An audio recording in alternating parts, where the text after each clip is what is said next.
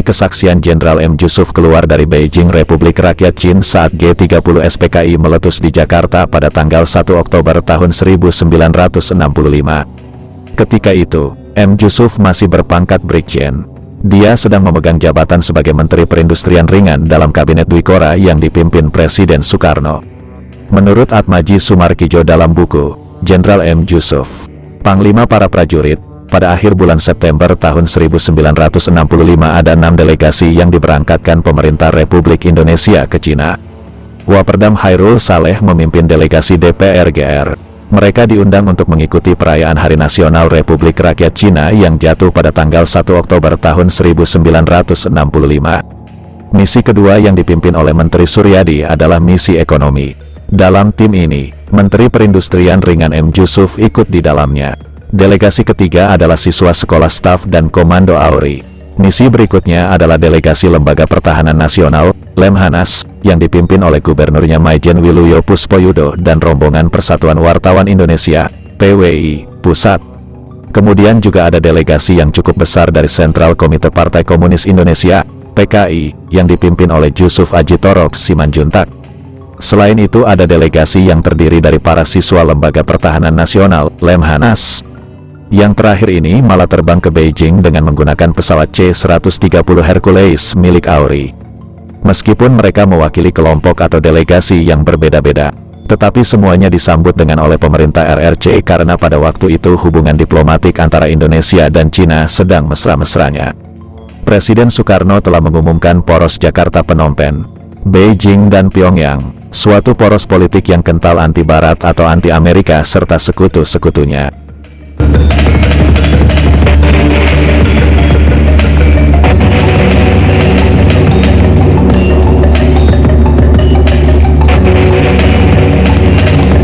Para delegasi asal Indonesia tersebut ditempatkan di penginapan atau guest house yang berbeda-beda.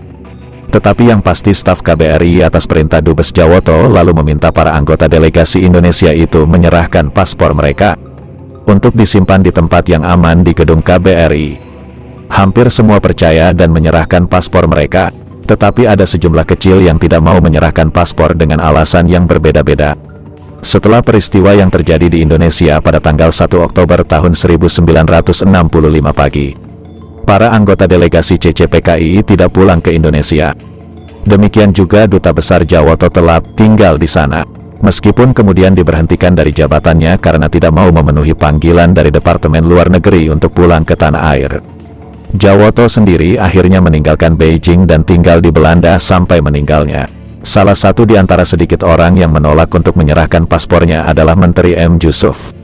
"Saya tidak pernah menyerahkan paspor kepada orang lain," kata M. Yusuf. Tetapi yang lain dengan suka hati menyerahkan paspornya karena masuk akal kalau paspor itu disimpan di Kedutaan Besar Republik Indonesia yang tentunya mempunyai brankas. Apalagi Duta Besar Indonesia Jawoto adalah orang yang dikenal baik hubungannya dengan sebagian anggota delegasi.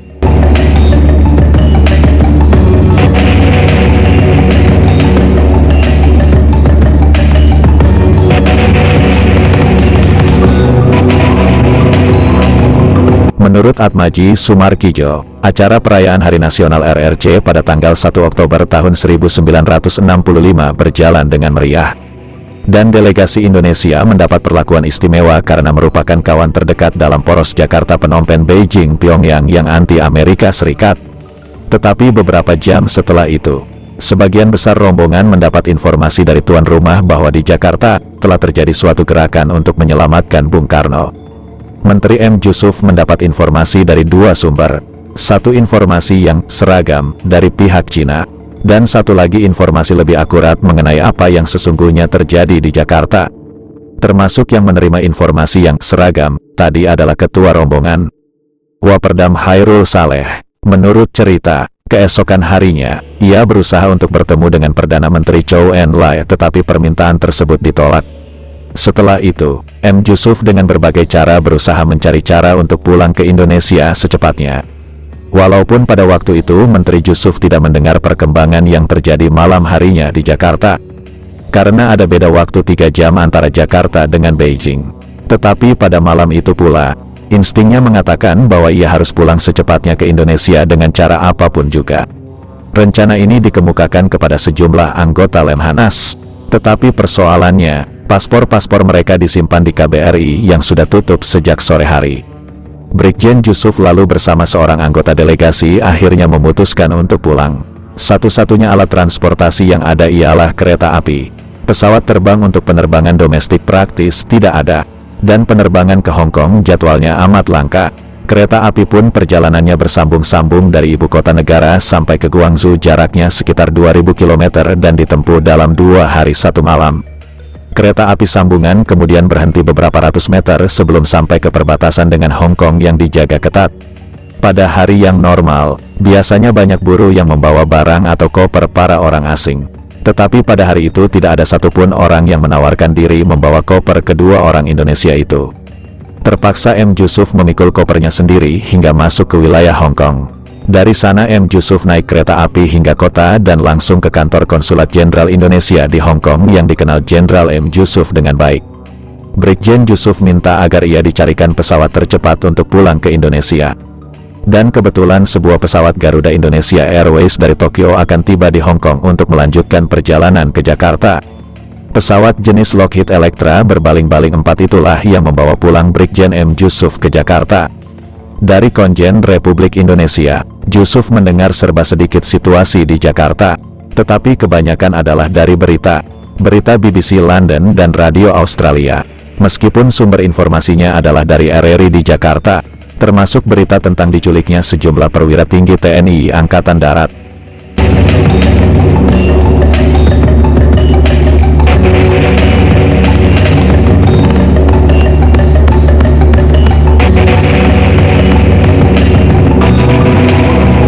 Menteri Jusuf hanya dipesankan untuk berhati-hati berhubungan setibanya di Jakarta.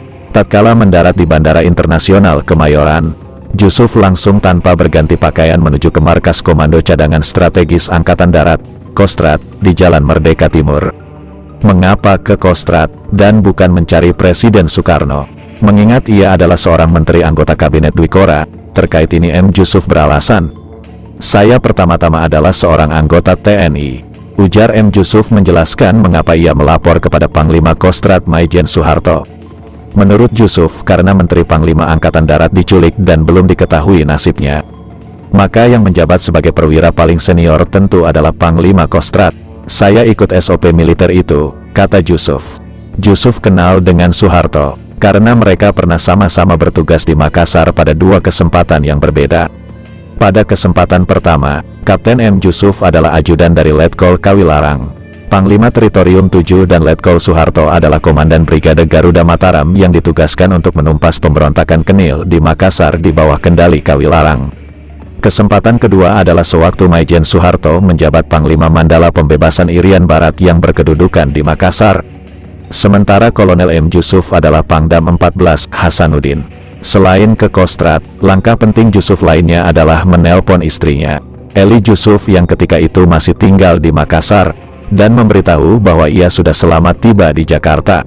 Sebagai menteri yang baru sekitar 4 bulan menjabat, ia mendapat rumah dinas di Jalan Senopati, Jakarta Selatan, tetapi karena secara resmi ia masih menjabat sebagai Pangdam 14 Hasanuddin. Maka bila sempat ia terbang ke Makassar untuk mengontrol situasi di sana. Sebelum diculik, Menteri Panglima Angkatan Darat Letjen Ahmad Yani memang menjanjikan adanya pejabat baru di Makassar, tetapi belum dilakukan sampai ia gugur pada tanggal 1 Oktober tahun 1965. Dari mulut Panglima Kostrad, barulah Brigjen M. Jusuf mendapat penjelasan detail mengenai situasi yang terjadi di Jakarta sejak tanggal 1 Oktober tahun 1965. Setelah mendengar itu, M. Jusuf langsung menyatakan kesediaan mendukung tindakan yang diambil oleh Maijen Soeharto. Maka, sejak pulang sampai beberapa bulan kemudian, Brigjen M. Jusuf menggunakan kembali seragam militernya. Setelah situasi semakin jelas, barulah ia secara pribadi melaporkan kedatangannya pulang ke Jakarta kepada Presiden Soekarno. Kesempatan itu didapat pada saat sebelum sidang kabinet yang diadakan pada tanggal 6 Oktober tahun 1965 di Istana Bogor. Menurut Atmaji Sumarkijo, kepulangan ke Jakarta dalam waktu yang sangat cepat telah menguntungkan M. Jusuf. Karena bisa segera mengetahui perkembangan sehingga ia bisa segera menentukan posisi politiknya. Seperti pada situasi ketika dahulu Permesta dibentuk di Makassar di tengah ketidakpastian dan M. Jusuf adalah orang yang pertama berani menentukan sikap. Maka pada saat itu pula Jusuf sudah menentukan sikap mendukung tindakan-tindakan yang diambil oleh Panglima Kostrad. Tetapi di pihak lain ia merasa sedih karena teman dekat dan orang yang dihormatinya, Letjen Ahmad Yani, meninggal dalam kondisi yang sangat memilukan. Jusuf ingat dalam kedudukannya yang masih merangkap sebagai Pangdam 14, Hasanuddin dan Menteri Perindustrian Ringan. Terakhir sekali di Makassar ia menerima kedatangan Ahmad Yani yang melakukan kunjungan kerja ke Indonesia bagian timur pada bulan Juli tahun 1965. Sementara itu sisa rombongan Lemhanas, termasuk Waperdam 3 Hairul Saleh baru bisa kembali dari Cina beberapa hari setelah kepulangan M. Jusuf, yaitu pada tanggal 8 Oktober tahun 1965. Karena itu, maka Hairul Saleh tidak bisa hadir dalam sidang kabinet di Istana Bogor yang dilangsungkan pada tanggal 6 Oktober tahun 1965.